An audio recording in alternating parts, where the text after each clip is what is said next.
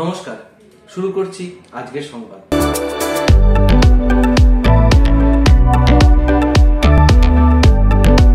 29শে November থেকে বর্ধমান উৎসব ময়দানে শুরু হলো ক্রেতা সুরক্ষা মেলা। এই মেলা চলবে 1 ডিসেম্বর পর্যন্ত। এদিন এই মেলার উদ্বোধন করেন রাজ্যের ক্রেতা সুরক্ষা দপ্তরের মন্ত্রী বিপ্লব মিত্র। ছিলেন রাজ্যের প্রাণী সম্পদ উন্নয়ন দপ্তরের মন্ত্রী স্বপন দেবনাথ, মন্ত্রী শ্রীকান্ত মাহাতো, মন্ত্রী জ্যোৎস্না মান্ডি প্রমুখ। এছাড়াও উপস্থিত ছিলেন পূর্ব বর্ধমান জেলা পরিষদের সহকারী সভাধিপতি গার্গী নাহা, জেলাশাসক আয়েশা রানী, জেলা পুলিশ সুপার সায়ক দাস, বর্ধমান পুরসভার চেয়ারম্যান পরেশচন্দ্র সরকার, ক্রেতা সুরক্ষা দপ্তরের রাজ্য আধিকারিকদের মধ্যে অন্যতম প্রিয়দর্শিনী এস, তীর্থঙ্কর হালদার, রোমেলা দে প্রমুখ। এদিন প্রদীপ প্রজ্বলনের মধ্যে দিয়েই এই মেলার উদ্বোধন হয়।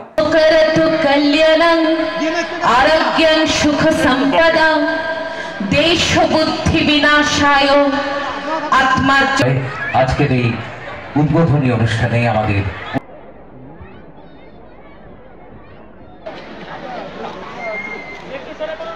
মাননীয় রাষ্ট্রমন্ত্রী খাদ্য ও সরবরাহ দপ্তর শ্রীমতী জ্যোৎস্না মান্ডি মহাশয়া, শ্রীকান্ত মহোদয়, আমরা তাকে বরণ করে নিচ্ছি।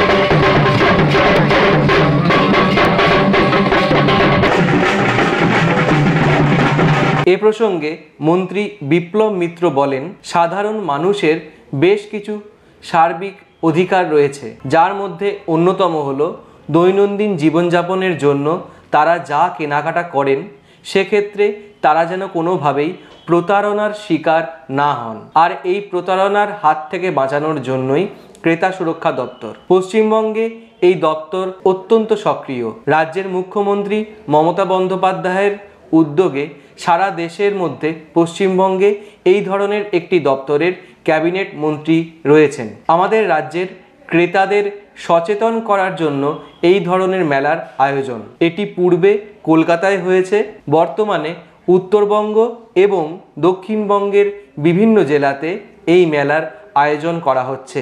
বর্ধমান শহরে এই মেলা প্রথম হলো। আমি আশাবাদী এই মেলায় আগত মানুষজন এখানে বিভিন্ন স্টল ঘুরে দেখবেন এবং ক্রেতা সুরক্ষা বিষয়ে তারা সচেতন হবেন। আমার ধারণা তারা এই মেলা প্রাঙ্গণ থেকে বাড়িতে ফিরে যেতে পারবেন একটা নতুন অভিজ্ঞতা নিয়ে। আমরা মেলা বলতে যে জিনিসগুলোকে দেখি, যেটাকে আমরা মেলা বলেই জানি, সেই মেলাগুলোর সঙ্গে আমাদের একটা যোগাযোগ থাকে। মেলাতে দোকানপাট থাকে, বিভিন্ন রকম বাচ্চাদের আনন্দ করার উপকরণ থাকে।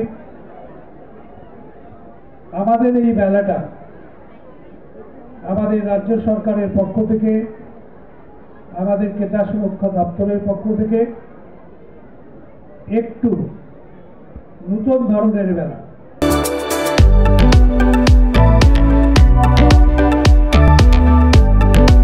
আজকের সংবাদ এই পর্যন্তই। নমস্কার।